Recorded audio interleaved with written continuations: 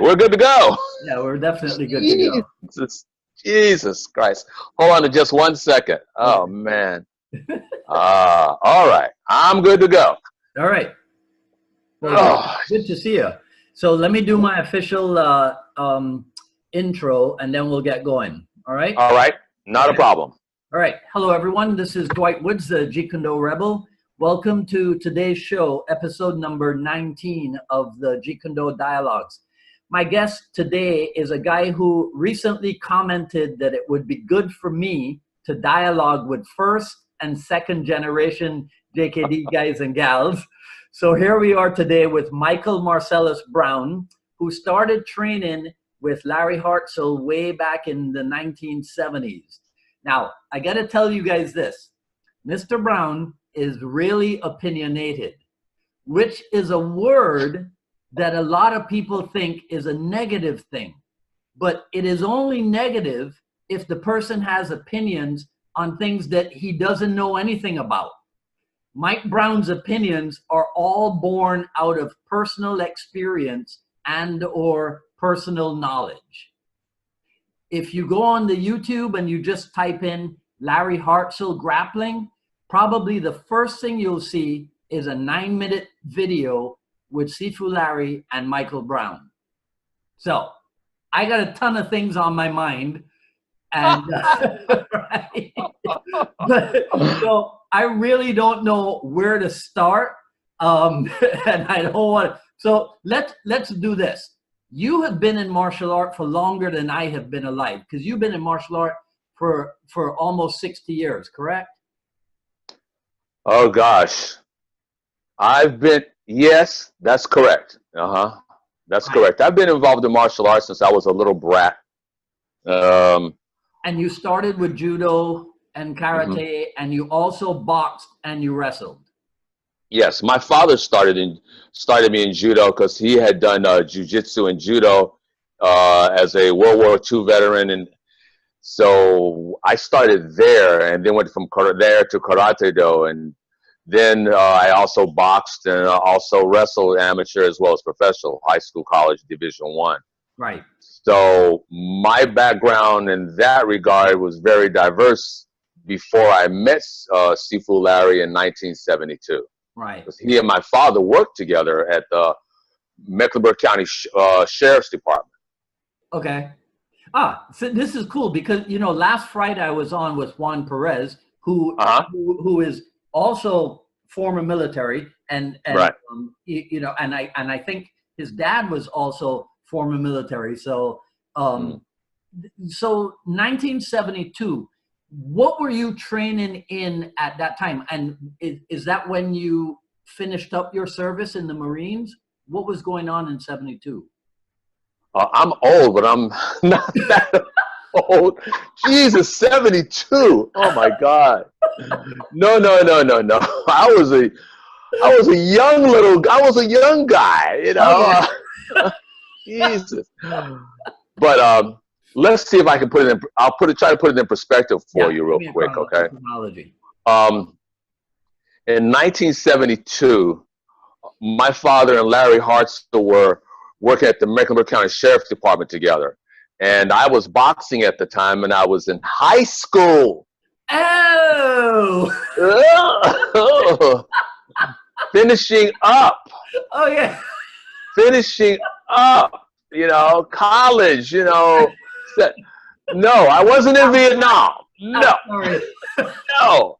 See, that's time indexes are really funny about that. Yeah. Because if I've been involved in martial arts for 59 years, okay, and I'm 64 now, so it's like do a little bit of math there, okay? But really, I mean, Vietnam. Hey, I would have loved to have been there, but no, that wasn't it. Okay. We were at this place. We were at Guru Dan had basically given Larry permission to teach several students here in Charlotte, North Carolina, and that was at the Gung Fu Society, which was on Thomas Avenue. Okay, so was Dickie Harrell involved in that? Yes, he was, okay. And he came in a little bit later I think Dickie got there in 73. Okay. Maybe early 74, probably 73. Okay. Because Dickie and I both trained with Sifu Larry, as well as Mike and Bob Moore. These are some old names. Tony Gore, Joe Goodnight. These were individuals who trained there at the Gung Fu Society. Okay. And were in that class. My original class, there weren't that many people that were in there. Ed Echeverria, who was the owner of the Gung Fu Society. So we it was hardcore, as you would expect back during that period of time. Yeah. My first day in class, Sifu Larry said, "Glove up." And so, you boxed. Yeah, but it didn't really matter. I wound up looking up at the rafters anyway. Jesus, Well, you got to realize something, that my father's hero may have been Sugar Ray Robinson and Joe Louis. Yeah. But my hero, of course, Muhammad Ali. Yeah. And Muhammad Ali dropping his lead hand, and I was switching left side, right side, snapping that jab out, looking pretty. Yeah. Looking pretty, and Sifu Larry hit me, and I mean, it wasn't like 2 or 3 hits, just one hit, and I'm on my back, and my dad's over there laughing, and I'm looking up going, I love this, classic, so classic, all right? Right. Keep your hands up. That's what he said, keep your hands up. Okay. So it was an education of a lifetime, because I was doing Karate Do at the time, and I had a good background in wrestling and in judo. And I was decent at boxing, yeah, but not at that level, not at that time. And every one of those guys was rough.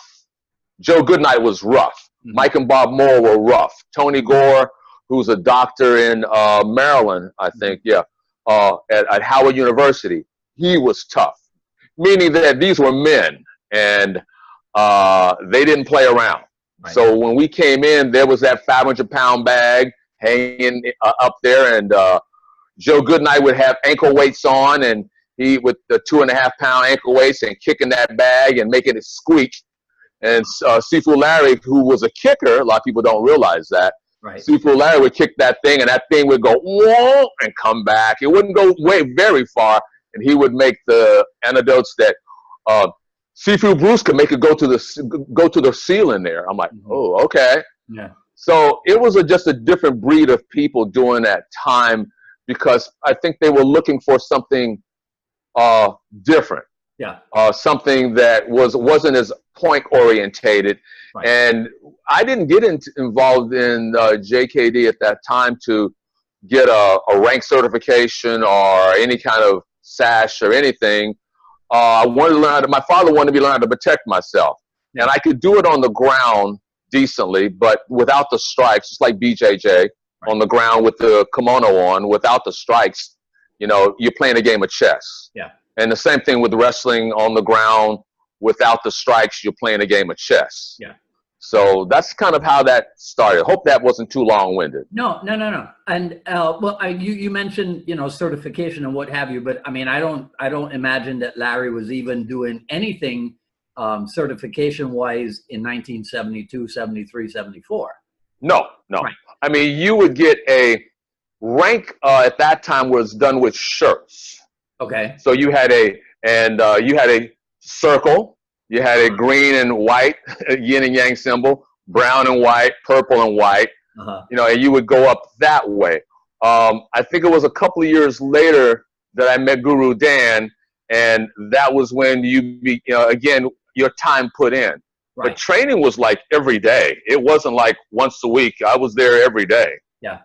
So, but go ahead. Do you remember what year it was that Sifu Asano came out to North Carolina? I want to say 75 was when I first met him. Okay. I want to say 75. Because Seagung Bruce had passed away in 73. 2 years later, might have been 76. Okay. Might have been 76. Okay. But he would come out periodically and spend time with Sifu Larry, upgrade him, upgrade the people who were still there, because a lot of the guys left because of their chosen professions. Yeah. Mike and Bob Moore moved up to Ohio. Joe Goodnight was doing, he was in entertainment at the time with Little John. Dick Harrell was there. Tony Gore had gone up to Howard University. Danny White was still there. Mm-hmm. So, and then Reuben Griffin came in. Reuben was one of Sifu Larry's top guys as far as time was concerned. There's a picture of myself, Guru Dan, Larry, and Reuben Griffin. Yeah. It's a very faded picture, but that was the first or second time that Guru Dan came there. Most of the pictures of you that I found, if they're not the ones that you sent me, are faded. Yeah. Well, you know, we weren't really, like I said, it wasn't a photo op. It was there was Dick Harrell and I took the first seminar that Dickie did, where he brought I want to say, yeah, the first that he did where he brought Guru Dan in. We're in the front of a trailer. We both have the instructor's certification, yin and yang, small yin and yang symbol with a collie triangle on. Yes. And they're blue, and we have brown pants on. We're standing there posing, looking good, you know. It was not about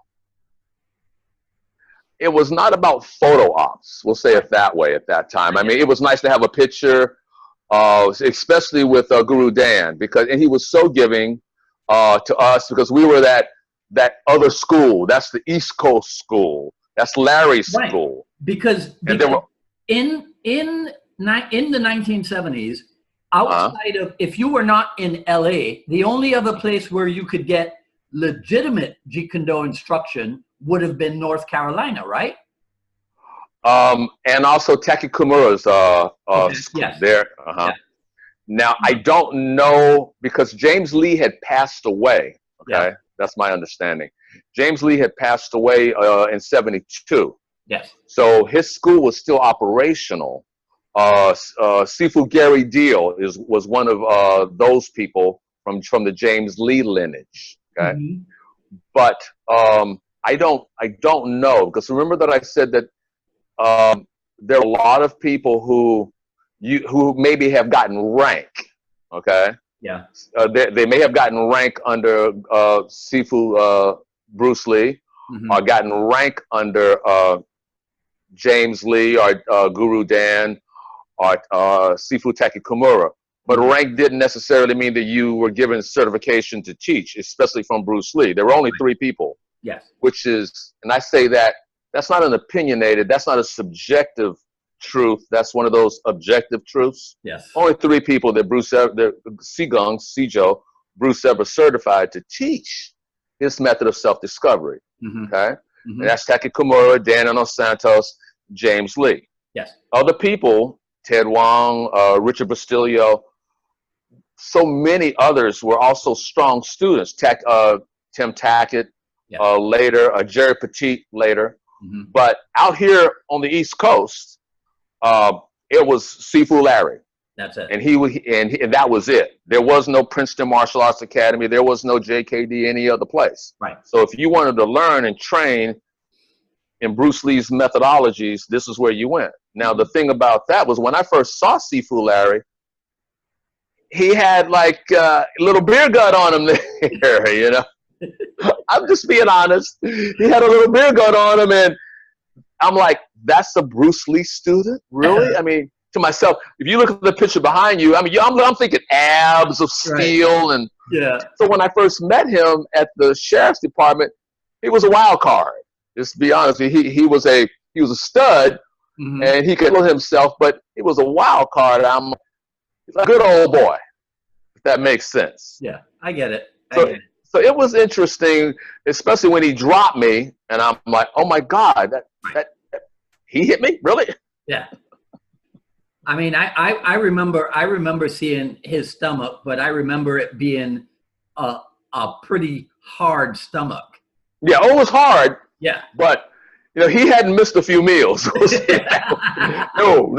He hadn't missed it. or a few beers, because we would go oftentimes to the FOP, the Fraternal Order of Police, and the stories I could tell you from at the FOP with people who didn't believe the grass was green or the sky was blue. You stepped up there in front of Sifu Larry, you felt it. You mentioned something earlier about, and Sifu Dickey can attest to this too. You mentioned something earlier about if you go on YouTube and you pull up that video with Sifu Larry. Okay, now I've trained with professional wrestlers. I've trained Hiro Matsuda-san, Luthez, you know, Josh Barnett, and what's his name? Eric Paulson worked with Carl Gotch, who's considered the god of wrestling. But Luthez was just, and he was the man back in the day. Okay. Sifu Larry put something on you. You knew it was on you. So I can understand why, if there was a problem, they let Sifu Larry handle it there at the sheriff department in the lockup. Right. Because when you see me falling, I'm not trying to look good. I'm falling. It hurts. And if my back, my leg, and remember now, I know how to fall from judo. It didn't matter. Yeah. It didn't matter. Yeah. But that's really serious. I mean, I've seen Sifu Larry do some exceptional, unbelievable things that other people who just didn't have that operational tempo could do. Yeah. And plus, you're talking Vietnam vet. You're talking to somebody who had been in war, who had seen friends die, and it's a different rhythm. It's like people talking about the SEALs. There's a gentleman by the name of David Goggin, who's a real good friend of mine, and Dave was a motivational speaker. But David, really quick, he went through 3 buds training because he got rotated back to the beginning. Yes. He didn't get rotated back to where he stopped. And at that time when he was going through, there were only like about maybe 38 African Americans who were Navy SEALs. Yeah, I know. But David, but if you've been there, then you know. Yes. And so anybody who has served in the military, you get through. They have a high washout ratio, just like the Marine Corps Force Recon, just like the Rangers have a high washout ratio, just like SAD for the CIA, which is again Special Activities Division. Yeah. Ops. A high washout ratio. Not just anybody can be a SEAL or a Ranger or a Force Recon or SAD guys. So that makes. So let's talk military for a second. All right. I noticed in one of the photos of you that I found online. What is the line system? Ah, okay. The line system. What is the line system? The line system was the Marine Corps way of training the knife in combat tactical training at one point in time. It was an effective way. I mean, this comes from World War II. Okay. As time went by, they upgraded it and they changed it. But it was an effective methodology for teaching knife at the time. Okay. So when you're looking at the knife, you're talking about almost identically with cut and return. If something comes at you, you cut it and then you return immediately with a slash, with the butt of the knife or with the point. So this was basically take people out, period. Okay. So, and it had a very strong structure. It's changed a lot, as everything's supposed to change because of effectiveness. Right. And as time goes by, what was good at one point in time may not be as good now. Okay. At one point in time, lifting heavy weights was the good thing, but now people have gone back to using their body weight, or they use cable, and they use technique. So again, the line system had more to do with again, that's a recon, that's Marine Corps. The Army had their way of doing it. The SEALs had their way of doing it as far as the hand-to-hand combat training. Yeah. So that's what that is. Okay. So you look to me like a guy who has lifted his own fair share of weights. I'm posing now, okay? See that arm? There you go. See that arm? It's a big arm. Let me tell you, the gorilla, and I mean this with all the respect in the world, the gorilla that I worked out with today, they call him Mr. T, Hammer. Terrell, 275. I mean, there's a picture of him and me. It's on my Facebook page. He's huge. Yeah. And so, and this Sunday, guess who's going to be holding Thai pads for him to be throwing elbows from the bando as well as from the Thai boxing arsenal? Listen, Me. man. Look, I better you than me. I used to stay away from Larry Hartsell. Larry Hartsell grabbed me in all my time in Jeet Kune Do. Larry Hartsell grabbed me only once, right? Because when I first met him, which was 1983, I was 125 pounds. Whoa. Yeah. I don't even remember 125 pounds. 125 pounds. I was 125 pounds, and I was a long-distance runner. Okay. So there was no way that I was going to feel comfortable with him. You know, so I used to stay. I mean, I would train in his sessions, but I would stay as far away as possible from him. The grappling arena, and I'll say it like this. Hold on just a second. I'm sorry. All right. In the grappling arena, that close quarter arena, most people don't like that arena. Yeah. Okay, if that makes sense. Most people shy away from that close quarter. Sifu Larry was extremely good in that close quarter arena with blasts and shoves. And when it came to grappling, you have to realize that we didn't grapple just to grapple. We didn't go down on the ground just to wrestle. Yeah. I mean, that floor was hard, so there weren't any real mats down there at the old Kung Fu Society. So when you hit, you better know what you're doing, or your spine's going to get a little rearranged chiropractically. Okay. Yeah. Well, but when it came with the grappling, though, in JKD, it's like enter the trap in the grappling. The grappling is in that range. I mean, you know this from training with Sifu Rambaliki. Hey, looky there! Looky there! I got it right here. You got the book there, but the V2 books, and those are very good books. Jean LaBelle's book is a very good book also. There are a bunch of them. Billy Robinson's books are very good also as far as learning how to play that game if you're in that range. But what happens a lot of the times, okay, and this is just, again, my take on it. If you play the jiu-jitsu game and you're on the ground and you do not have the strikes and you have the kimono, okay, and that was a problem. I think I even said something about that. Yeah, it's not realistic. It's definitely. I mean, JKD is designed to get in there, get the job done, go the end game as I call it. Okay, so if you're wrestling on the ground or grappling on the ground, it's good to know if you're playing the game. If you're in MMA or if you're doing the NOG type of tournaments, that's good. But elbows, knees, headbutt, you might fish hook somebody in the jaw there. Because the goal is a little bit different. And again, why would I want to go down on the ground when I'm standing up is a little bit better in some regards? Why would a police officer want to go down on the ground? Right. That doesn't make sense. He has a utility belt. Yeah. He's got handcuffs. He's got pepper spray. He's got the little shotgun there. He's got his own handgun there. Going down the ground and puts you at a disadvantage in some regards. So when they say every fight goes to the ground, not every fight. Why do you think it's so difficult for people to get that into their heads? Is it just because of the immense popularity of the sport aspect of grappling? What the Gracies did, and you'll love this, there was a gentleman that I trained named Roland Payne. They called him Shins of Steel. I'm serious. I'm dead serious. He fought in the UFC 3, and I helped train him, okay?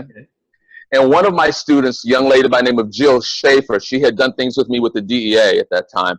But Jill said, Michael, I can't be here. And I'm like, what do you mean you can't be here? Well, you're teaching them how to hurt people. I'm like, yeah, because at that time the rules were no eye gouging, no biting.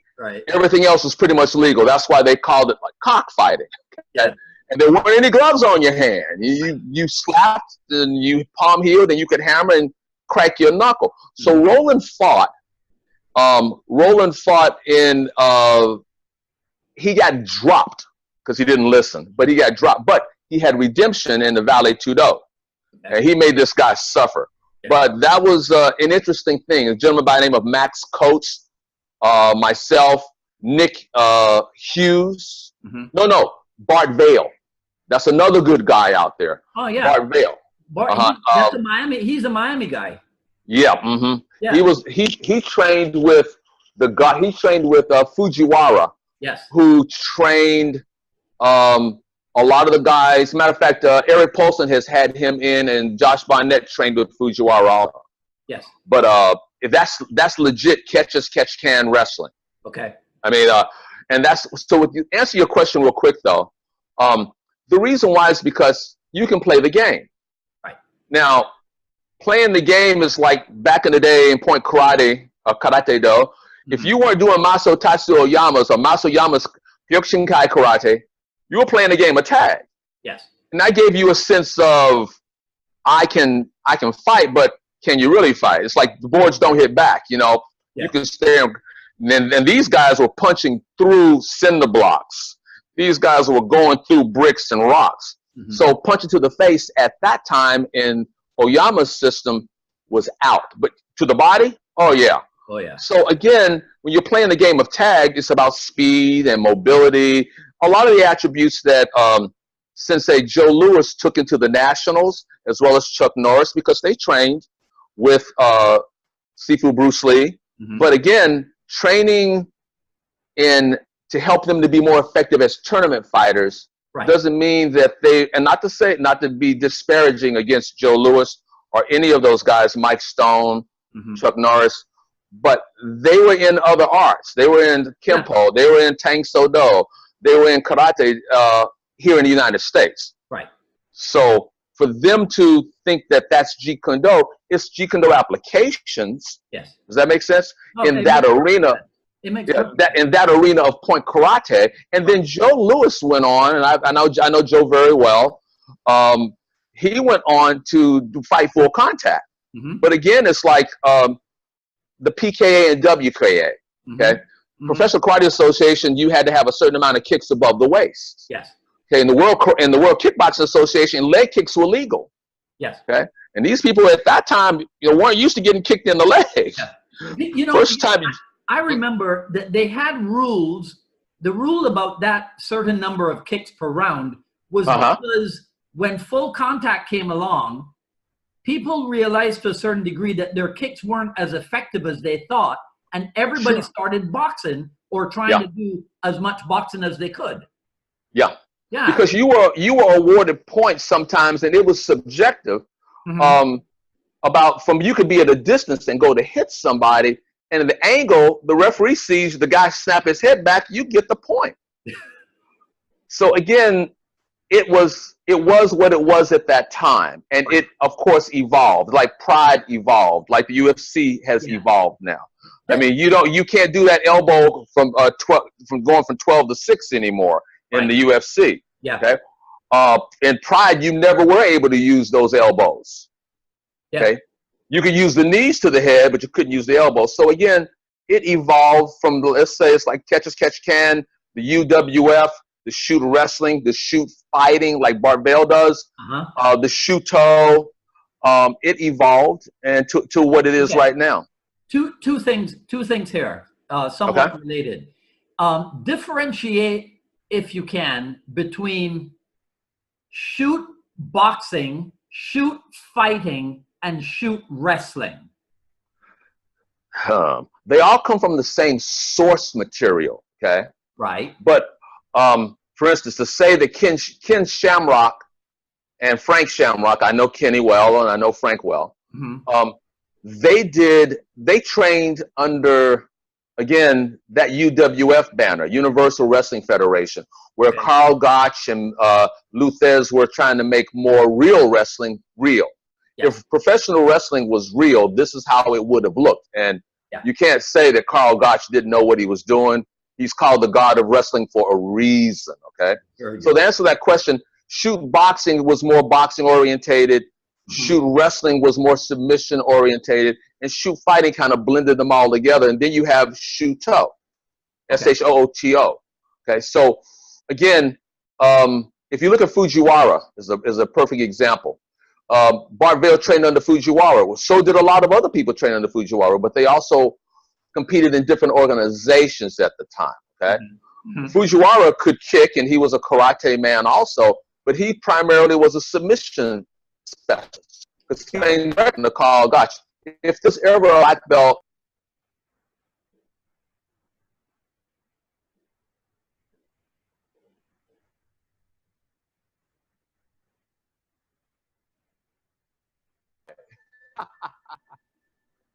Okay.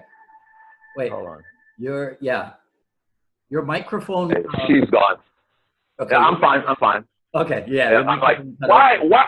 You can't be calling me when I'm talking to Mr. Wood. You can't do that. But if I was saying that if there was ever a black belt that would have been given out in Catch as Catch Can with the people who did not train at the Snake Pit, which is where Billy Robinson and Carl Gotch both trained, okay, it would be to Fujiwara. Fujiwara was their main guy. Got it. And he was extremely good. You can go online and look him up with, what's the gentleman's name? Joe Malenko.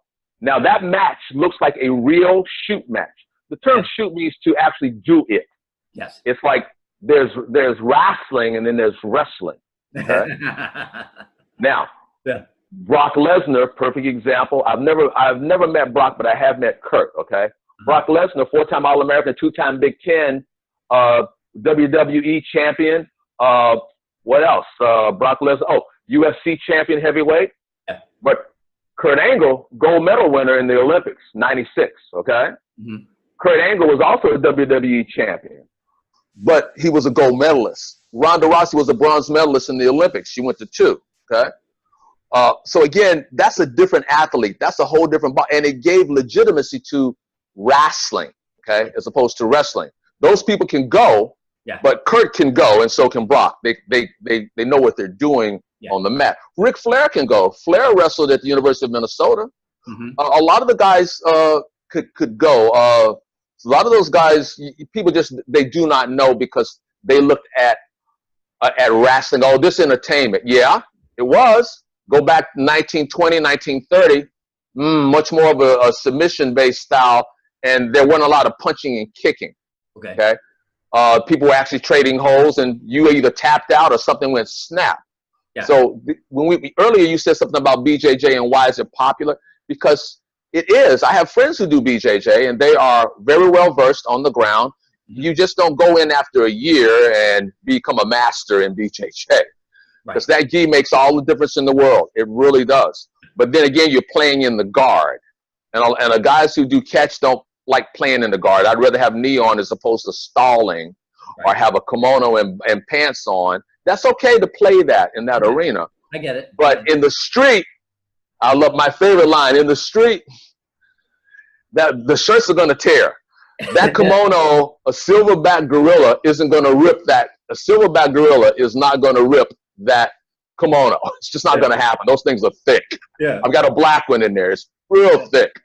So again, unrealistically, as far as Jeet Kune Do is concerned, that's not going to happen. Yeah. You have to train realistically.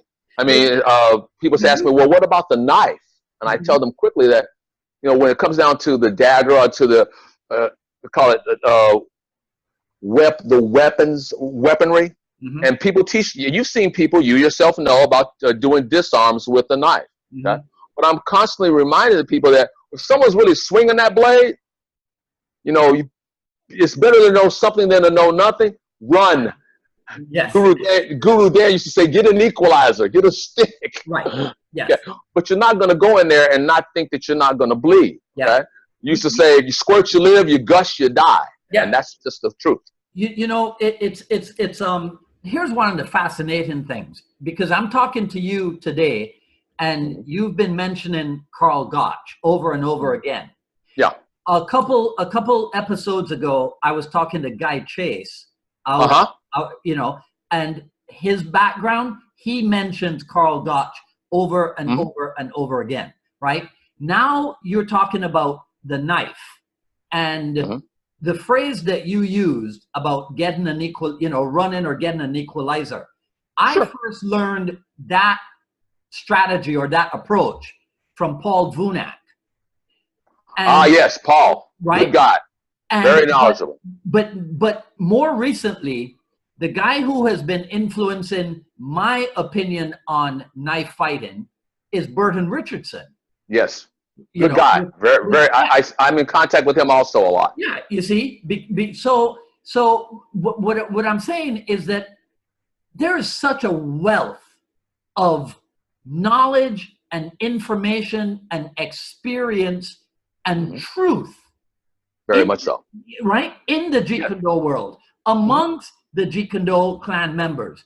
So I think that it must really annoy somebody like you anytime that you come across an untrue, watered down approach and somebody calling it Jeet Kune Do. That's a good one there. I like that. Look, let us not forget about Jean LaBelle, because when Larry left this area, yes, and he went back out to California, yes, he studied with Yuri Nakamura as far as the shoot wrestling. Yeah, he went and found, again, Wally J was still around. He also went and caught up with Jean LaBelle. So Larry continued to, Sifu Larry continued to upgrade his understanding, and he also did the Dumag with Guru Dan to upgrade his. He was the researcher for the grappling phase of JKD. Yeah. But I always say that we don't grapple. The goal isn't to grapple. Now you have people like I said, Eric Paulson. You have people like Greg Nelson, yes, and they are very good at what they do, and they also have a strong knowledge base. But when you also talk about Sifu Paul Vunak or Burton Richardson or Guru Ron Balicki, very, very, very, very thorough when it comes down to their weapons application, their skill sets. Yeah. And they also train in different arts also, whether it's, I think he said he doesn't really spend that much time with the kimono and the gi, but a lot of people don't. I mean, it depends on what you like when it comes to that. Yeah. Now, so the reason why I said Carl Gotch, because my teacher trained with Carl Gotch, trained with him. Luthez trained with him. If you just go online, look up Luthez, they were shooters. They were people who could put it on you and make you hurt. Sifu Larry Hartsell could put it on you and make you hurt. That was why when he went back out there and rediscovered more about the grappling and explored more about the grappling, whether it was Systema, God, every culture has some form of martial arts, self-offense or self-defense. With the knife, though, the people that are really good with the knife, I mean, you can learn from anybody. I remember Sifu Burton Richardson was doing something with a shield, a Zulu system that he was working on. Yeah. And again, that's just what they like and they play with, but they still play with some of the material. You can't say that Eric Paulson doesn't do JKD. Look at the videos. Right. He's with Guru Dan. Yes. And if I was going to train, or if I was going to train with someone, it would probably be now. Of course, I love to spend as much time with Guru Dan as I could. Yes. And also with Sifu Taki Kimura. Yes. And also, that's two right there. Let's give you a third one, Sifu Tim Tackett. Yes. But a fourth one would have to be Sifu Christopher Kent. Yes. Because he's now leading that, and also Jeff Amata. There are so many of the 1 and 2 generations that are still out there that have a lot of knowledge. But it's again, it's like you don't ask, you don't get. Right. It's kind of simple when it comes to that. That's what I said about you squirt, you live, you gust, you die with the blade. Yeah. You're gonna bleed. Sometimes you go to the morgue. Sometimes you go to the hospital. Yeah. Sometimes both of you go to the morgue. So we're talking about the commitment of your convictions when it comes to edge weaponry, okay? And the tactical edge weaponry stuff is legit. I mean, disarms, yeah, it's good to know something than to know nothing, but it's very offensively orientated. And it's not about playing the game. You're getting in there. If you want to knock somebody out, you got to put yourself in a position to be knocked out. Yeah. Does that make sense? Yeah. Okay. When did Sifu Larry move back out to LA? Do you remember when that was? Ooh, gosh, Hal Faulkner went with him out there too. I think was out there. Yeah. I want to say the 80s. Yeah. I want to say in the 80s, and the reason why I'm saying that because Guru Dan was working with Sifu Larry, and they would travel together, and he was helping him to develop the teaching skill sets. Yes. Just because you can do something doesn't necessarily mean you can teach it or guide other people to be able to do it. Yeah. And you know, I love one of Sifu Larry's sayings: "If you got it, it's yours. If you didn't, it's still mine." Right. I'll say it again: if you got it, it's yours. I'm sorry? Did you ever travel with him? I did. Yeah. We did things up at the Dagerberg Academy, and I also did, and I also, as a matter of fact, I love the word uki. Uki for him there, and also uki for Guru Dan also. I mean, and again, smooth as silk, very, very flowing, very focused, because we were trying to educate people, right? Meaning I was a part of that. Yes. Dick Harrell's the same way. You try to educate, and my best buddy friend, Reuben Griffin, you want to educate, not indoctrinate people, to help them to see that there's a more efficient, a more effective way of doing things, and you need to be proficient in the ranges. Yeah. And Guru is very proficient in that inside range. His C-lot is awesome. You got to feel that C-lot. Right. But at the same time, you got to feel, you know, the catch as catch can. A crank on the neck, a crank, you know, arms, the joints only go one way. They don't go, let me do it this way. Joints only go one way. They don't go two. You know, they don't go two directions. So when he left, the thing that I needed to do, I wanted to continue my evolution and my growth. Right. And there wasn't any place around there at that time. There was judo around, but so for me, going into the professional ranks, going to the wrestling schools, and Luthez was up there in Virginia at the time. Okay, I can do that. Or going down to Miami and working down there with Hiro Matsuda-san. But again, I want to learn what to do in that range, and not the wrestling, but I heard that there was a real style of wrestling called catch as catch can. Oh, you don't want to do that. You hurt people. I know. That's what I want. That's what I want. Yeah. So, but again, and there are people out there now. Stephen Regal, who works at the Performance Institute down in Florida, where Ronda Rousey went to learn how her skill sets to be able to have a match in the ring now there at the WWE. Okay. So he's a shooter. He was there at he's from Blackpool, not really from, but he's trained at the Snake Pit also. The Snake Pit was a legendary place where at that time, back in the 40s, 50s, you know, their Lakeshire grappling was legit. It wasn't a show. It wasn't for entertainment. I mean, they exchanged locks and holes. So it wasn't. After Sifu Larry, after he left, how did you keep up your Jeet Kune Do training? Guru, Guru would often come out here to North Carolina on his own dime to upgrade us at that time. So Dick Harold, same thing. Dickie and I trained together. I also taught he and I both taught for Sifu Larry, as well as Reuben Griffin did. So when you see that picture, we call the Three Amigos or Three the Hard Way. You know, Reuben used to use the term the Jeet Kune Do Hit Squad. I'm like, what? I love it. I love it. The Jeet Kune Do Hit. But again, though we were the three who graduated from the Gung Fu Society and the Academy of Martial Arts. Okay. Now the Academy of Martial Arts dissolved. Richard Harold moved on, and then opened up his own place called DHMA, Dick Harold Martial Arts. Scott Shields, the same thing. Yeah. People who trained with Scott Shields, Rob Kelly. Yes. Who helped him.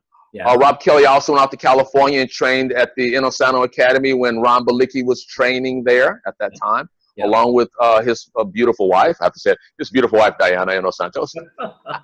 I'm such a fan, or we used to call it in wrestling, such a mark when it comes to that. But still, Mark Kruko, who does more BJJ, but he also trained under Sifu Larry. and also with Rob Kelly. Okay. Ed Stahl, who is now working with Sifu Ron Balicki, Guru Ron Balicki, and he competed in that knife thing that they did out there in California. He was out there. Okay. So there are people that play the game, so to speak. Yeah. Because he asked, I was trying to tell him that, oh well, you can use the rear hand to hit with. You can knee and elbow. Oh, they don't let you do that. I'm like, what do you mean they don't let you do that? Well, you know, that's because it has to be more structured. Yeah. Okay. Let me ask you something else. All those names that you just mentioned, I'm familiar with all of them. The most recent one that I've become familiar with is Reuben Griffith, and I'm kind of surprised that I didn't know anything about him. I've known about Dickie Harrell since 1982 or something. Even before I joined Inasano, I knew of Dickie Harrell because he appeared in a magazine with Sifu Dan and with Sifu Larry, right? Yes. But are you confident that the art will perpetuate because there are good people in place to carry it on?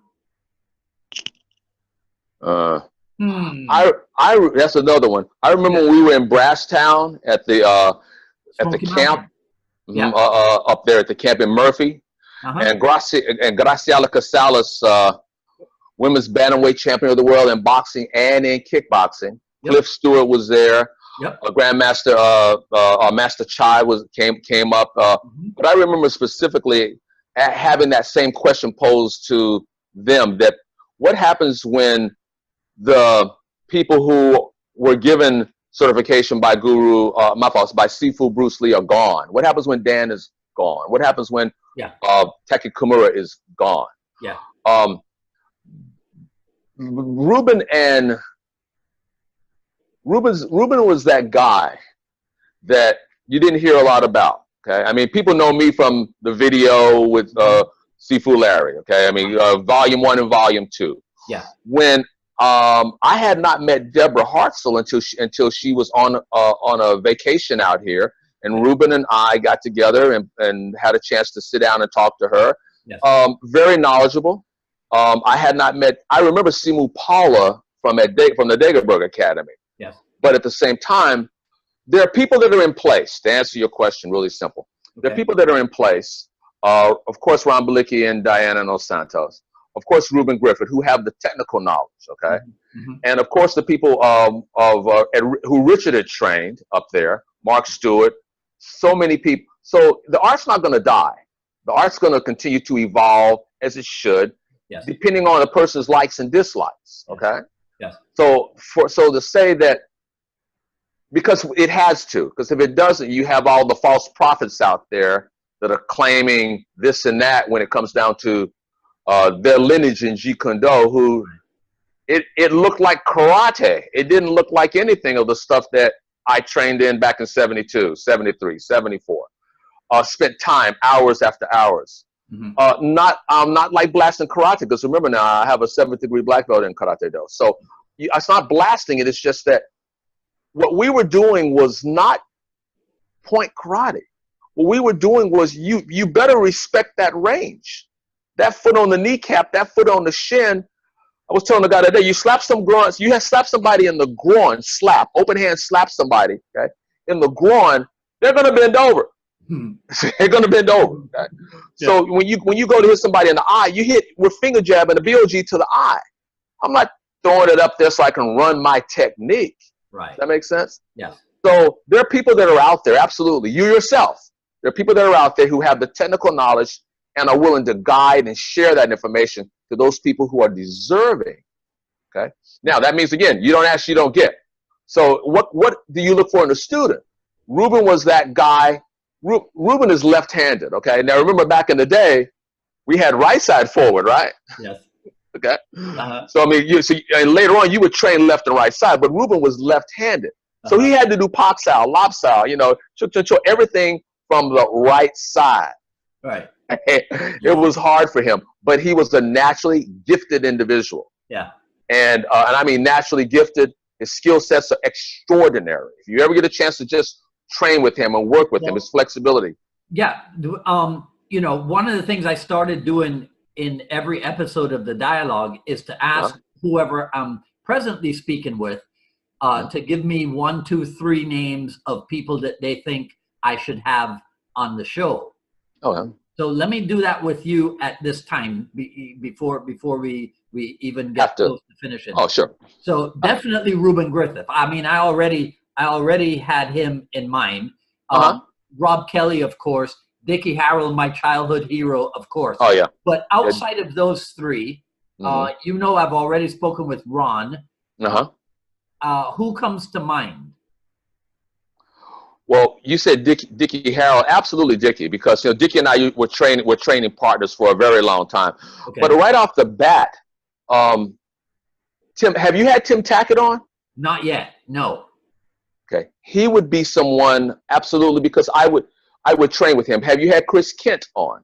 I actually tried to make Chris episode number 1, but I was not as well versed in the technology as I am now. So really? It failed miserably. And look, just between me and you and everybody who sees this video, I'm so embarrassed. I'm actually a little bit hesitant to try to get Chris on again, because I feel like I made him look bad. Yeah. You know, by screwing up the technology.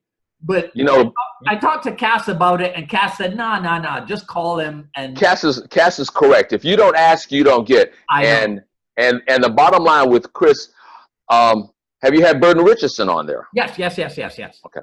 Yeah. So again, having people, especially Chris, because Chris was there. Jeff Amata would be another name. Okay. Yes. Andrew Kimura, Tacky's son, would be someone. Okay. I mean, that's like 5 people, but definitely Chris, definitely Ruben, absolutely Ruben, and of course Dickie Harrell. Of course, you said not Dickie. Trying to think, and also Andrew Kimura. If you could get Jeff Amata, that would be excellent. But again, I know the format, and again, some people don't feel comfortable. I've taught aerobics. I've been in front of 280 something people, you know. But those would be people of the older era that I was talking about. Right. Before they're gone. I mean, Fran Joseph's, Jerry Petit's wife, would be excellent in that arena. Jerry Petit's wife.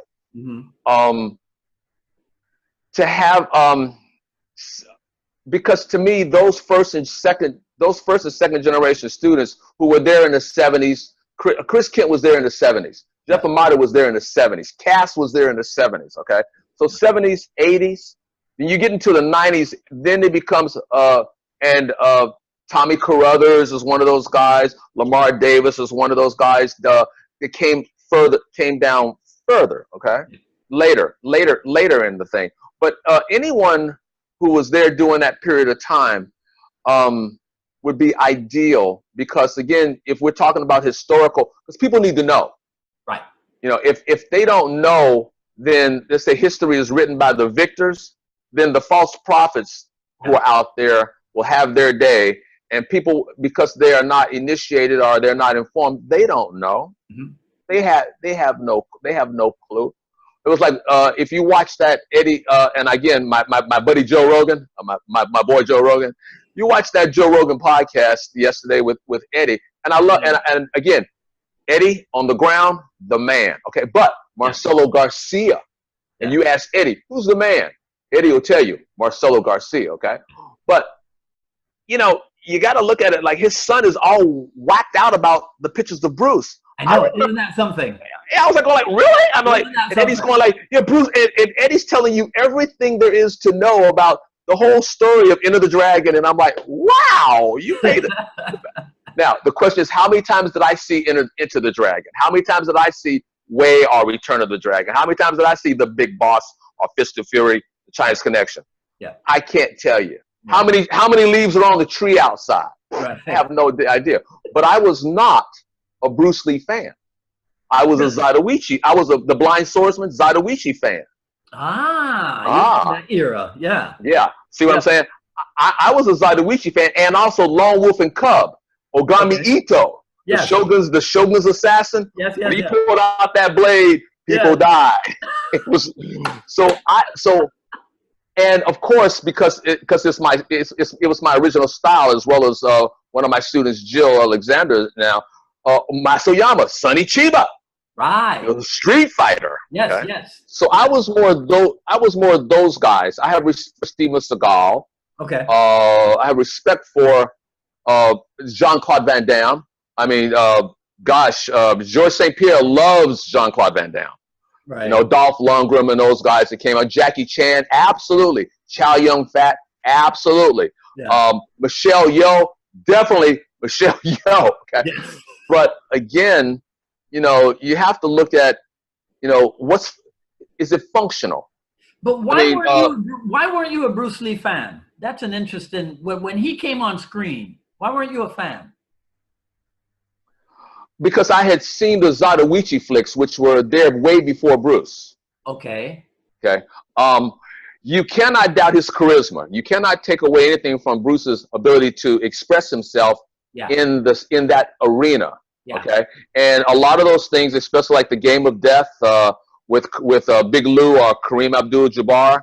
Yeah. And it's a testament to his genius and to what he was able to express. Yeah. And also touch so many more lives, in my opinion, again, from a celluloid standpoint. Well, but people take that and look at that as being Jeet Kune Do. That's not. Yeah. That's not Jeet. That's not Jeet. The reason why I asked you is because I saw all those movies, and I grew up in the Shaolin Shaw Brothers era. Oh, yes, yes. Okay. I remember that. Just between me and you, the first time I saw Bruce Lee, I said to myself, he's pretty good, but he's not as pretty as the Shaolin. Yeah. Right. Well, you know, if you go back and look at David Carradine and the Kung Fu series and the Green Hornet series, I mean, because again, those were like textbook things that people watched to copy or to imitate. Yeah. And Guru Dan would tell you copying, he may say this. I remember a long time ago, I know Sifu Larry used to say this, copying and imitating is not creating. Right. So you can copy somebody. I mean, there's only one Walter Payton. There's only one Barry Sanders, okay? You can talk about Michael Jordan versus LeBron, but if not for Michael Jordan, you don't have a LeBron. Hey, go back. If not for Dr. J, you don't have a Michael. Go back.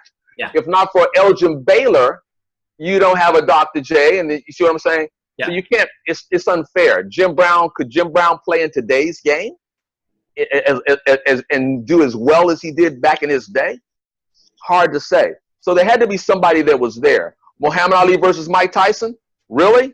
Yeah. Well, Ali just stay outside and just tap away at him and pick him apart. He had the footwork and the big. Mike Tyson was a world beater, and you can go back. There's a guy named Julian Jackson. Julian Jackson. They call him Julian the Hawk Jackson. His knockout ratio, one of the most powerful hitters in boxing. Okay. So again, it just depends. Yeah. I don't think that for me and you. You remember Five Fingers of Death, and the hands were red and going and stuff. Took the guy's eyes out and stuff. So I was a fan, but I was more of a fan of the reality. Now, Guru Ram Balicki had worked with Jeff Amata. Yeah. And Guru Dan had worked with Denzel on Book of Eli. Yes. And I'm assuming that they also worked with him on The Equalizer 1 and 2. Okay. Probably. If you've not seen that, those are great pictures. Denzel is doing a fantastic job. But one of the reasons why is because he has a dance background, so it was easy for him to pick stuff up. Look at Matt Damon with the Born Identity stuff. Same thing. So when you see these people who are actors who train in the martial arts, was the guy that played in Blade, Wesley Snipes. Yeah. Same thing. Yes. So with the people who train in it, Michael J. I forgot his name, but he's trained in Oyama style also. Michael J. White. He's Kyokushin. Yes. Yeah. Same here. I mean, I've met him one time. Okay. But again, somebody who can do it. Yeah. But just because you can do it doesn't mean it translates well on the celluloid. Yeah. If you look at Book of Eli, you know, now you've got, you know, Denzel, and Denzel spent time out at the Sano Academy. Oh, yeah. Yeah. And the same thing with Equalizer 1 and 2, same thing. And even people who are in the stunt industry speak volumes of Keanu Reeves with his John Wick 1 and John Wick 2. Now, I don't know that he trained at the Sano Academy, but I'm assuming that people who trained with Jeff Amata trained and worked with him. And he also worked with the Machado brothers, too. So, well, for the John Wick stuff, but for the Matrix, he trained with Chad Stahelski. Right, right, down in Australia over a 3-year period. You know what's funny? When you were talking earlier about the 12 to 6 elbow. Yeah. I just watched a video, I forget who he was fighting, of Eric Paulson. Oh, God, yeah. Using the 12 to 6 elbow. I forget the name of, oh, God, I forget the name of the guy, right? But the interesting thing about that, and see, these are the things that I want people to be aware of. When Eric walks in, if you look at the guys in his corner, there's Chad Stahelski. Oh, yeah. You know? So a lot of people go, oh, yeah, Chad Stahelski, he directed John Wick with Keanu Reeves. But they don't know that Chad Stahelski is a Jeet Kune Do guy. They don't know, right, that he trained under Yuri Nakamura, you know, with Eric Paulson. It's like this knowledge is not out there. Now, Guru Ram Balicki also trained with Yuri also at that time. But again, you know, you have to look at it from, at that time, because it's a time frame thing. It's like people say, you know, I mean, like, Eric Paulson was and still is extremely knowledgeable. And Eric can hurt you. Like Larry could hurt you. Eric can hurt you easily, okay? That 12 to 6 elbow, go back and look at that stuff, because, I mean, Bart Vale can still hurt you at his age. The same thing with the older guys, Luthez, Carl Gotch, those guys I named earlier, they could do it. Yeah. Rick, you know, they could hurt you really bad, okay? With the grab, Gene LaBelle can hurt you. Remember that little story, and we don't want to go there too much with Steven Seagal, because I have a lot of respect for Steven. Like Steve Seagal, Steven. Didn't you get I'll say it. Did you get choked out by Gene LaBelle? But again, in that range. Yes. You can't, you know, they have that old knowledge. I've seen my old knowledge is like this. I've seen my father, when he was alive, take an engine apart and put it back together. Right. He was one of the first African Americans who owned an Esso station before it was Exxon. Okay. Okay. So I've seen that. Now, how many people who own a service station, pump gas, can take an engine apart and put it back together? So again, there's something to be said about that old knowledge, and that's what I was seeking after Sifu Larry left. Okay. Got it. So I was seeking the old knowledge, and so of course, Gene Anderson, the Anderson brothers, Ole and Gene Anderson, they were teaching. Those guys had that old knowledge of making the transition from wrestling to wrestling. Luthez was always a wrestler. He was never a wrestler.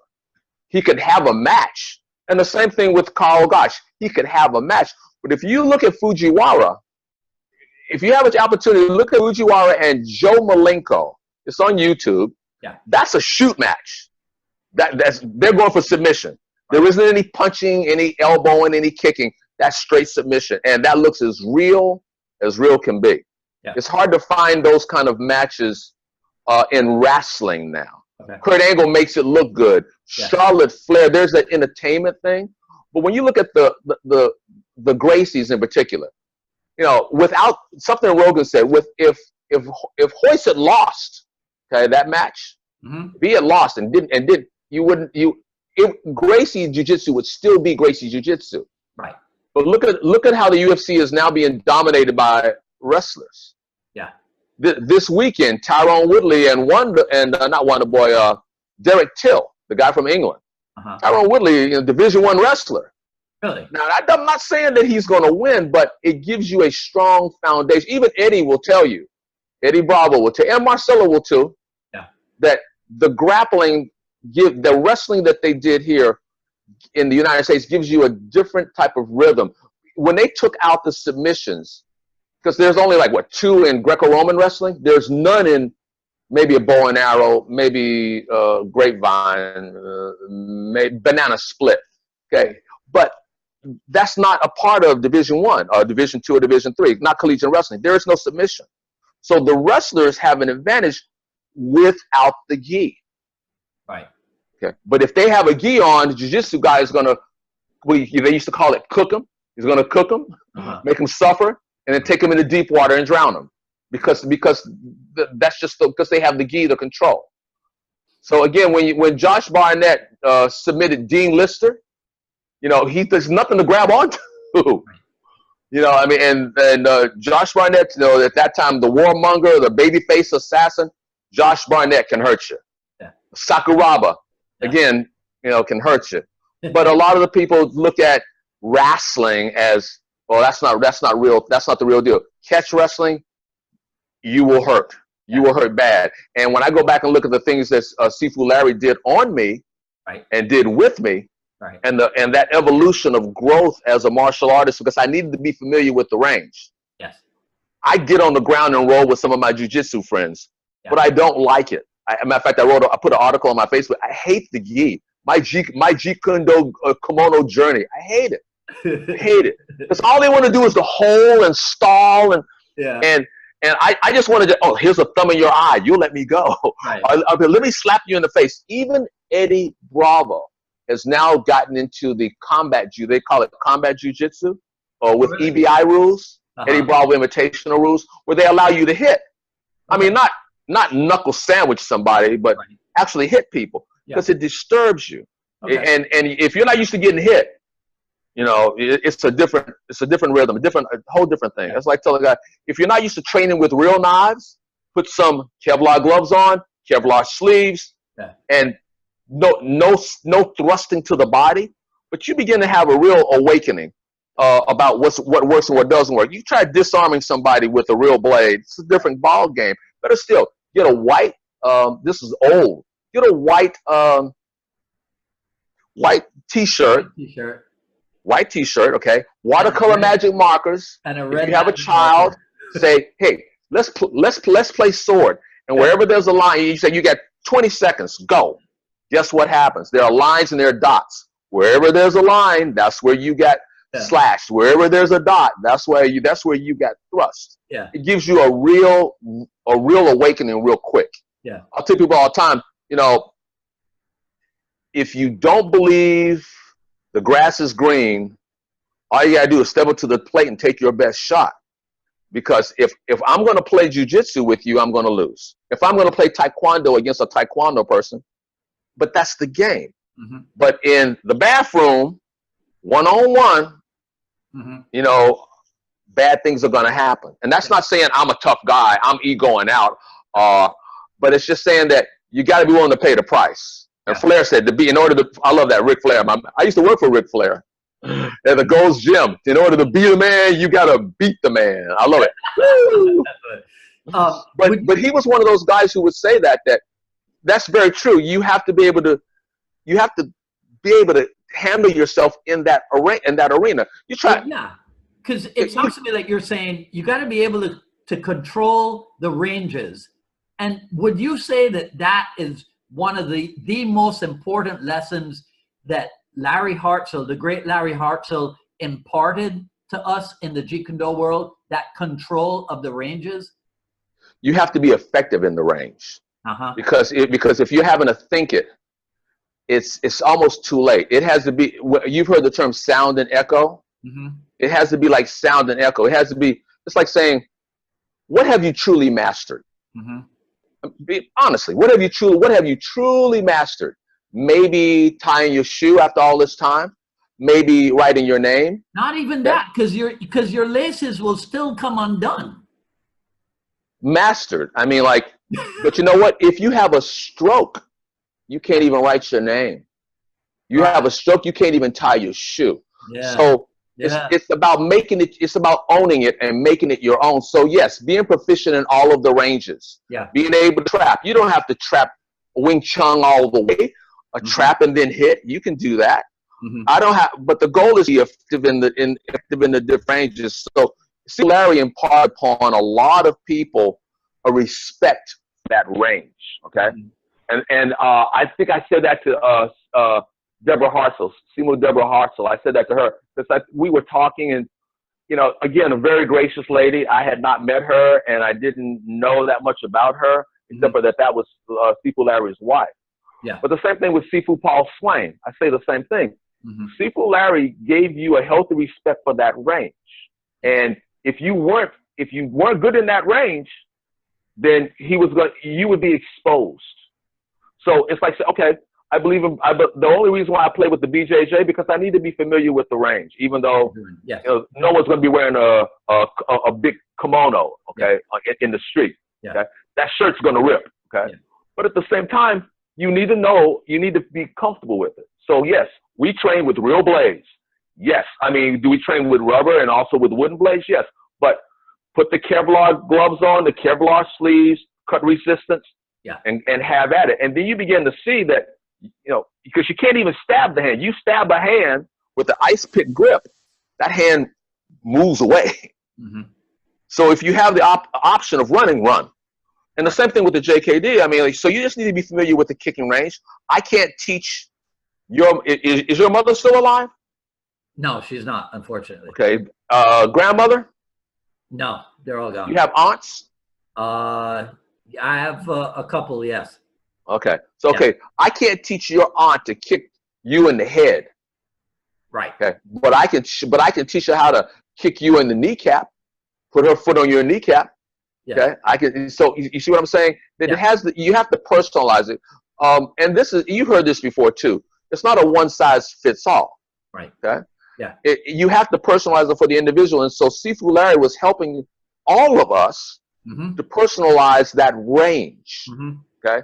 Yeah. So that whether you went into catch wrestling, whether you went into Sambo, whether you went into BJJ, whether you went into judo, whether you went, you know, that you needed to be familiar with that range. Yeah. But when you play one thing against another, and you use the rules of another, it's again not fair. That's what the UFC did. That's what Hoist did. They're saying, okay, Hoist gets to wear his gi. Okay. So what happened with Shamrock?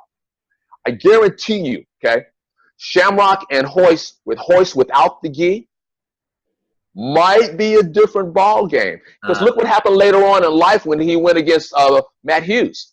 Yeah. Different ball game. Now, yes, the sport had evolved, but the gi, it makes all the difference in the world. It really does. So when you ask me about Sifu Larry and what his contribution, his contribution to the grappling, because he was grappling with no other people in the area, meaning the United States. Right. Besides, if they were doing Sambo or Judo, that was it. That was pretty much it. Maybe some catch can a little bit. Yeah. But those people didn't. The wrestling arena looked at professional wrestling as like, oh, that's a bunch of garbage, and they didn't realize that its roots when George Hackenschmidt and Carl Gotch, my fault, Frank Gotch were going at it. That was real. That's not. They were selling out the Chicago, whatever it was, you know, with all these people, and they're having a serious match. It's like, you know, you're going 50 rounds back in 1901 with Jack Johnson, the first black heavyweight champion of the world. 50 rounds? Are you kidding? Yes. 50.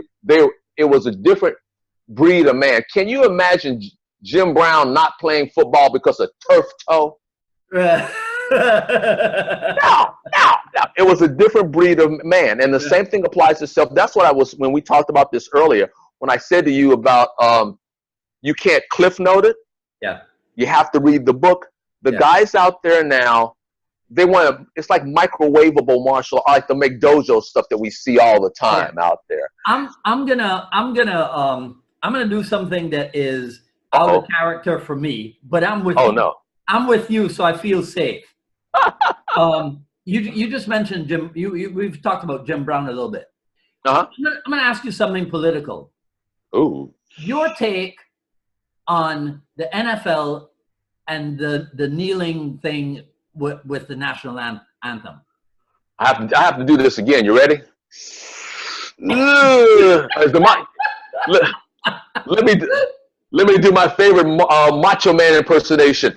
Ooh yeah, brother. That might have been like Hawk from the Road Warriors, who I used to hang out with. They used to love me some Hawk. He's passed away, heart attack. It's a crazy issue, because when Kaepernick first started that journey, he was sitting down. He wasn't kneeling. But people who are veterans, the people that I've talked to, some people who are older look at it as being disrespectful to their service to the country. Okay.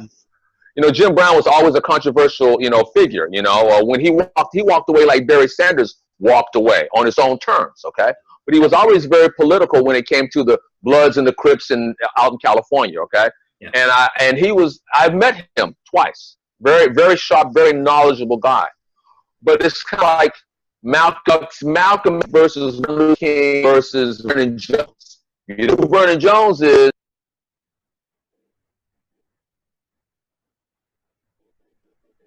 I knew I shouldn't have gone political.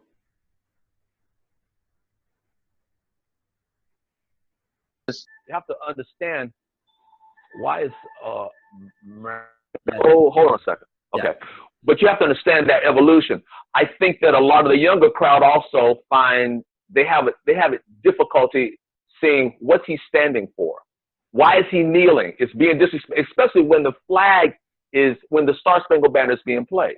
Yeah. You go to NASCAR, you don't see anybody kneeling. I'm sure they have political things too. Well, it's a black thing. Look, you got to understand. It's like racial appropriation. Give me a break. Yeah. He's kneeling to make a person. And now, has he played? Now, notice that Michael Jordan now. And I'm up on. I knew something was going to get me. You're going to get me on something. But I'm up on stuff. Kobe has left Nike. Okay. LeBron has left Nike. You ready for this? Michael Jordan has left Nike. Why? Come on, take a guess. Because they signed Colin Kaepernick $43 million for a year contract to be their front man. Okay, that's why. Now, what does that say? About? I mean, of course it's about money. Yeah. But to answer your question for me, I played football in high school. Okay, I have friends who play like Terrell. I asked Terrell, what did he think about T. Hammer? Our Easy Smith, good friend of mine, who played at Penn State and played professional football. What do you think about that? And they said, it's disrespectful. Now, Terrell's black, Easy's white. Okay, so it's not a black thing. With some people, they have issue with it. Yeah. I think he should be able to express himself, but as Roger Goodell has already said, this is not the platform for that. Right. So if you kneel, you're going to get fined. You're going to sit down. Yeah. Well, so I'll tell you this. I'll say it this. What did what did Prez say? Did you ask him that? No. I thought of it with you. I didn't. No, I figure I get the hard questions. But thank you very much. Oh, you're quite welcome. All right. So all right. So let's wrap this up. I'm going to ask you something somewhat controversial again, though. No. This is a good one. Right? Okay. Only if I can show you who the man really is.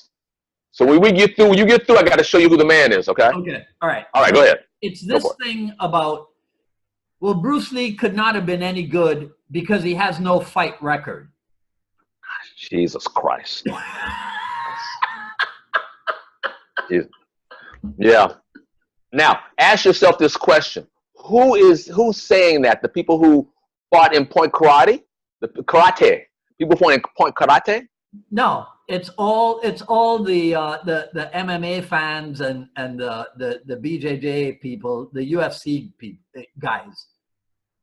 Oh, you'll love this one. JKD is not a sport. Yeah. Let me say it again. You know this. Jeet Kune Do is not a sport. Yeah. Okay. So if you ask the people who are in the know, and the ones that are in the know, know. Okay. At that time of his lifetime, for him to participate in point karate or even full contact karate, from my perspective, okay, would have been a waste of time. Why would, I mean, like I've heard this before. Why would Michelangelo or Leonardo da Vinci or Gauguin enter a watercolor contest? Right. And are you saying that point karate and full contact is like watercolor? To JKD it is. Okay. Yeah. So again, you know, so what? I can't knee, I can't elbow, I can't eye gouge, I can't headbutt, I can't take someone's arm and go, I'm gonna put it behind your back. You know, there's a thing called the Kimura. Well, it was a double wrist lock a long time before it was called the Kimura. Okay, a long time. Yeah. So I think that those people who say that, they just don't know. They aren't aware. They look at combat from a, how would he see, and it's subjective. How would he do in MMA now with the rules? With the rules in set, I personally think he would be too fast. I personally think that well, what about the range? Because he couldn't grapple. Really? Oh, he couldn't grapple. Okay, sure. Okay. Look at the people he trained with. Wally J, the Judo Jean LaBelle. There were other people that he trained with. So to say that he wouldn't be effective in MMA or in full contact or in point karate or in kickboxing, because he doesn't have a record, I don't know that that's. Yeah, that's their thing. Yeah, I would question their. I would want to ask you, okay, just because Josh Barnett doesn't wear a gi, and he doesn't have a Brazilian MMA, a Brazilian jiu-jitsu record. He didn't fight in Abu Dhabi with the gi. You mean to tell me that Eddie Bravo's going to beat him? Think about that now. Now, I'm not dissing Eddie, but, you know, look, size and mass and attitude matter. You're not going to have a 180-pound guy playing in the NFL as a lineman, defensive or offensive. It's not going to happen. Okay, so again, you mean to tell me a good big man, a good little man can't be a good big man? Sure he can, but again, you got to you have to look at it from a different perspective. So to say that Sejo Bruce wouldn't be that good in MMA, he wouldn't be he's not considered a fighter. Is he a Joe Louis fighter? Is he a John Namajunas fighter? Is he a Joe Crowley? Is he a Chuck Norris fighter? No. One more time. No, he's not. And people need to, like, you know, let's put this to rest for once and for all. Yeah. You know, could he have beaten Mike Tyson in the bathroom? Yes. Could he have beaten Muhammad Ali in the bathroom? Absolutely. Could have beaten Muhammad. Wait a second, that's Muhammad Ali. That's that sacred cow. You know, but again, because of the skill sets that he possessed.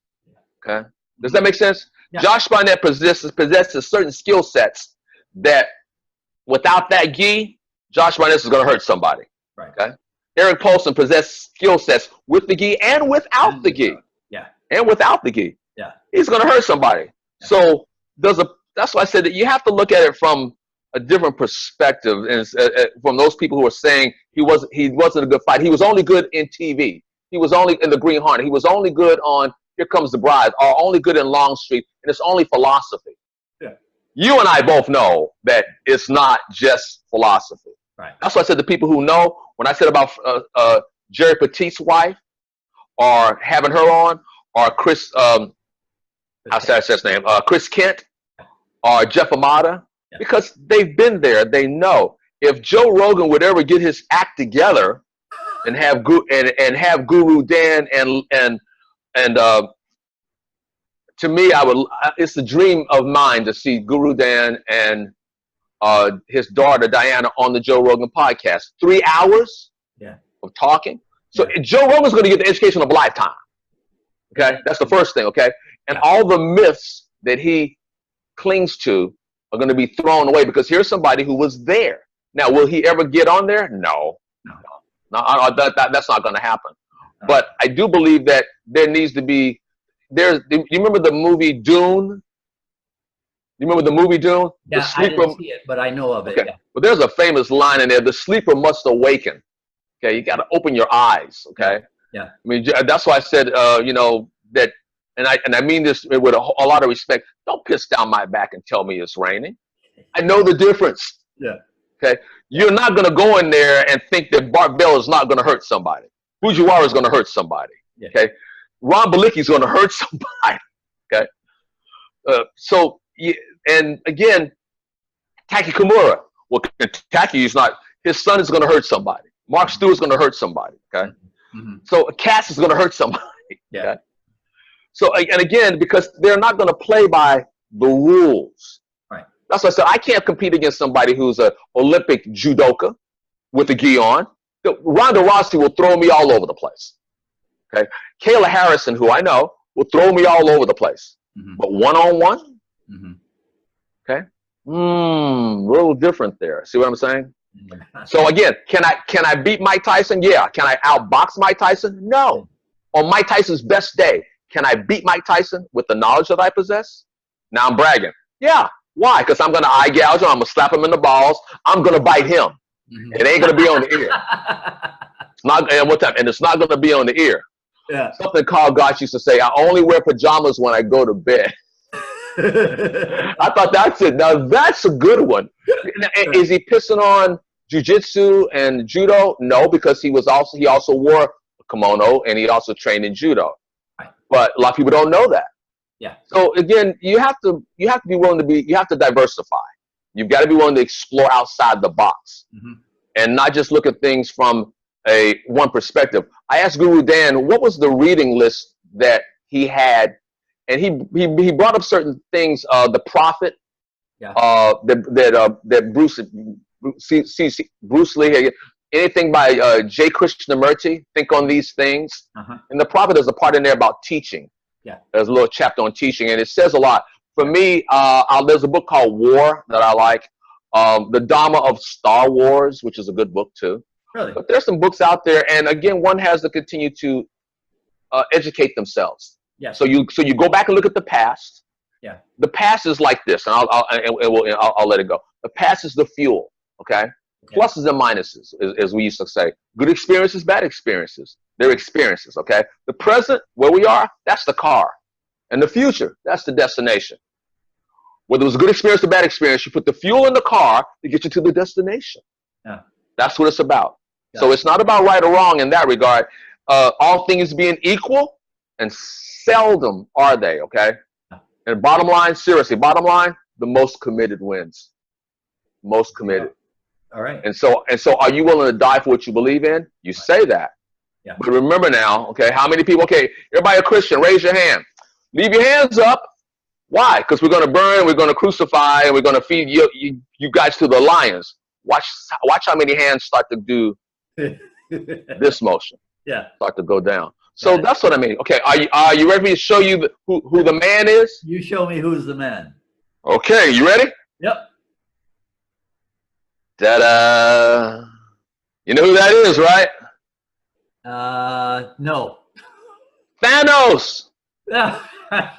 Thanos! You can't see. You see him now? I see it, but you see it? See him now? I don't keep up with that stuff. What? Come on! That's the man. Is that better? You see him now, right? I got it now. All right. Yeah. The Infinity Gauntlet. Come on! Right. You haven't seen that yet? No. That's a movie. The movies you want to see, first, that was definitely good. Equalizer 2, definitely good. Okay. Battle Angel, Alita, because Guru Ron Balicki worked on that. Okay. That's stuff you want to see. But you haven't seen Deadpool? Deadpool. I watched the first one. Okay, that was a good one. But let me say it again. This is the guy. Thanos. That is the man. Right. And hey, my man snaps his finger and half the universe is gone.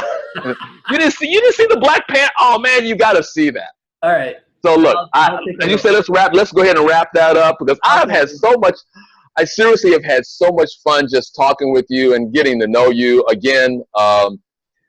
Guru Dicky would be someone that you want to get on there because DHMA is the big hub here in North Carolina. Okay. Reuben Griffin. Yes. Somebody you want to get in contact with. I have a funny feeling that Reuben Griffith is a West Indian. I have a funny feeling that he's got West Indian heritage. I'm gonna say it this way. I don't know, and I've known Reuben is like a little brother to me. I've known him for so long. We were best. His mother passed away. He remarried. He's happy. Look, anything less than a good time is a waste of time. Anything less than a good time is a waste of time. And so he's one of those guys that he's happy. He works with the CMPD, Charlotte-Mecklenburg Police Department. Okay. And his knowledge base is extensive. He's trained with Ted Wong. He's trained with Jesse Glover. He's trained with, again, Guru Dan. He's been all over. Yeah. He's really been all over. And he also knows a lot of the guys from the BKF, the Black Karate Federation, back in the day. Oh, really? Oh, yeah. Oh, man. Hey, I'm there. No. I mean, you know the scene when in Enter the Dragon when Jim Kelly goes in, right? And there's Steve Sanders, and then there's wait, I was gonna say Ernie Reyes, but it's not Ernie Reyes, but it's Ernie something. Are you ready? Go. Are you ready? Go. Okay. Moses Powell, Thomas LePuppet. Yeah. Yeah. Okay. So I got my two in. I'm still waiting for your. Wait. Thalma. Oh gosh. Donnie Williams. Yes. Oh man, this is embarrassing. No, that's okay. That's okay. Don't worry, because Jerry Owens. Yes. That's who it was. Those were some guys who Thomas the Puppet had supposedly the fastest hands. I don't remember seeing him in a tournament, but I heard a lot about him. Okay. Moses Powell or Steve Sanders. Yes, both. Thomas the Puppet was also very good too. Okay. But definitely Steve Sanders. Moses Powell. That's like Professor V. Vatision. Yeah, out of New York, New Jersey area. Yeah. I mean, again, so. But I tell people all the time, for me right now, you want to know who my hero is? For me, okay? One of my heroes, and I have followed her forever, okay? Is Cristiana Justino Cyborg Santos. Okay. Chris Cyborg, okay? Why do you think Rhonda ran from her? She didn't want none of that. Gabby Garcia. Now, people talk about Gabby all the time, okay? But Gabby Garcia. 9 times world open class BJJ champion, only female in the BJJ Hall of Fame. Okay, so but I follow those two ladies in the arena. Now I like what's her name, Shachinkov, and I like some of the other girls, but Chris Cyborg is ungodly. Her training regimen her training is crazy. Okay, most people aren't going to train like that. That's why you have to go. You have to train. You have to do the things that other people don't do to have the things other people don't have. So yeah, back in the day while my knees are killing me, yeah, we kicked trees. Yeah, I ran in combat boots. Yeah, I kicked telephone poles with those boots on. That 500-pound bag that Larry had swinging, yeah, Joe Goodnight and they're hitting that bag. So you have to train at a different operation, and pain is a part of the process. You know yourself. You can't make an omelet without breaking a few eggs. Yeah. So it just comes with the territory. All right, man. All right.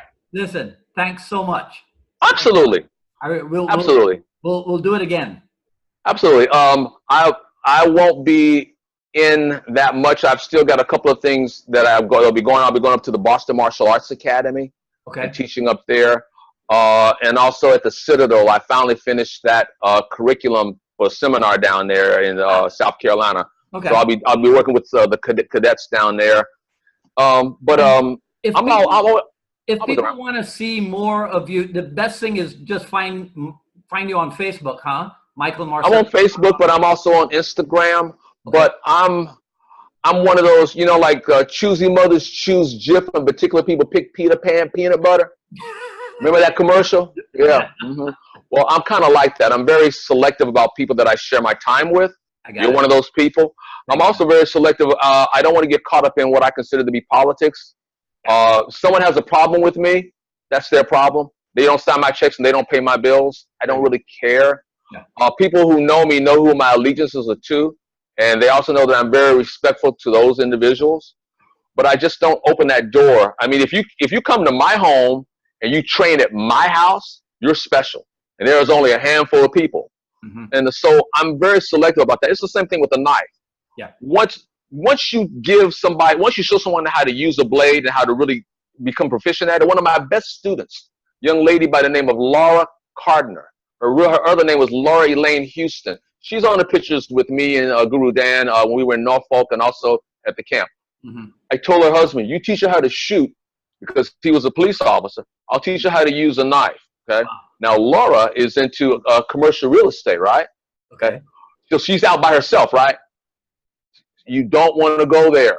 You will die. She was on crew at Carolina. She was on the rowing team at Carolina. Yeah. So that means every morning at 3 a.m. she's on the water. That's a different type of animal. There you go. It really is. So, you know, but if they want to get in contact with me, the easiest way is my Facebook page and also Instagram. Right.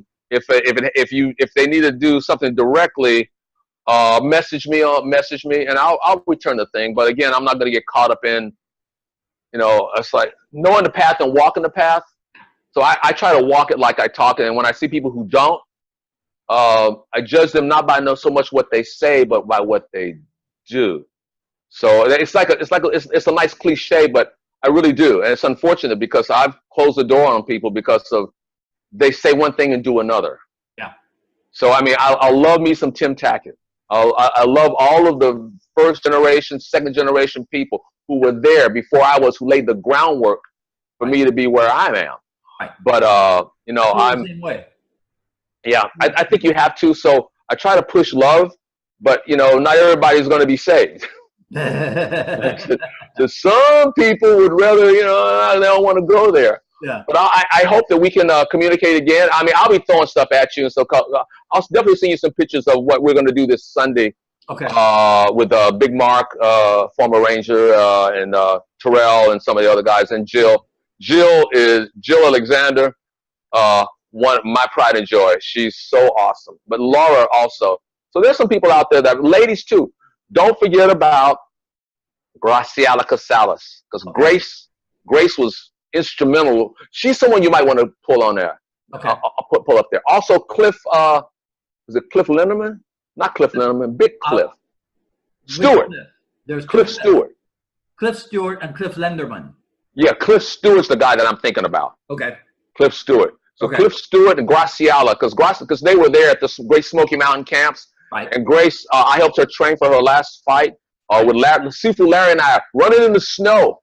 Wow. Running in the snow with Grace. Wow. It's like you guys are trying to kill one another in the ring. I'm like, no, she's hitting me hard. You would just spar with her? Grace, Jesus Christ. People don't have, I have so many fond memories of that.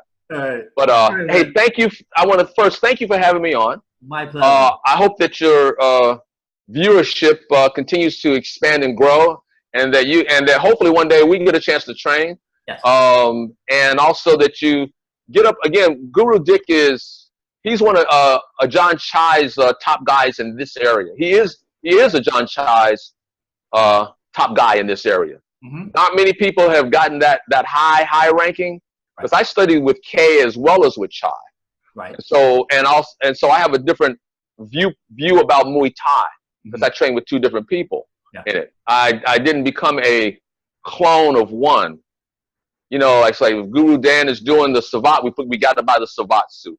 Guru Dan's doing this, but I continue to explore. And so the Muay Thai, I like Chai's stuff, and Master Chai. Let's not be disrespectful. But I also like Master K's stuff. And Master K is a lot older. He also fought in Thailand. He was also an undefeated champion. And again, they just have different ways of expressing themselves in truth. But without Master Chai, you don't have Muay Thai. Not really. Right. Not with all the people who are training in it now here in the United States. Instrumental. Instrumental in pushing it. Man, thanks for the stories. Thanks for your time. Thanks for the names. Thanks for everything. I really enjoyed this. Right. Well, what I'll say is this right here. till thine own self be true. All right. Your own self be true. Yeah. All right. Take care, my brother. All righty. Are we done? All right. Okay. So that's it. Episode number 19 with Michael Marcellus Brown. Let's see. Who's up next? I don't have my notes here in front of me, but here's what I can do from memory. I think on Monday I'll be talking to Rob Doley out of I think it's New Brunswick, Canada. So look for that. And everybody, keep your fingers crossed for me. I'm hoping to confirm Eric Paulson for this same time next Friday. So Monday, 3 p.m. Eastern Time, Rob Doley. And if everything works out, next Friday, 3 p.m. with Eric Paulson. All right, so that's it. This is Dwight Woods, the Jeet Kune Do Rebel, signing off. You guys enjoy the rest of your day. Take care.